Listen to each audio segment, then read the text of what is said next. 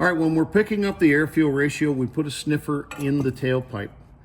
The tailpipe needs to be part of the exhaust system. In this case, somebody's taken a great big tip, and it's about 3/8 of an inch to 1/2 an inch way too big for the exhaust. And then they've gone inside the exhaust, and they've actually got holes up in here. They've just sort of jammed it on and put a couple of bubble welds in there and a couple of bubble welds inside. And it looks fine. It doesn't affect performance at all. But you can't pick up any AFR because it's going to leak air all from in here.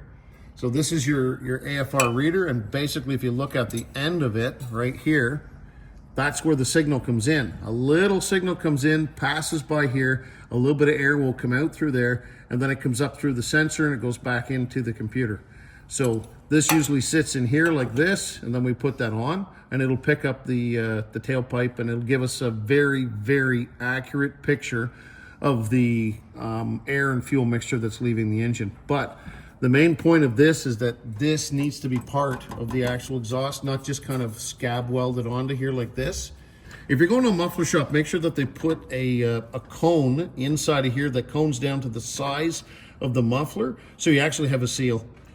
Otherwise, we can't tune this. Like we can't go in blind and just hope that it works. We actually have to have a signal come back.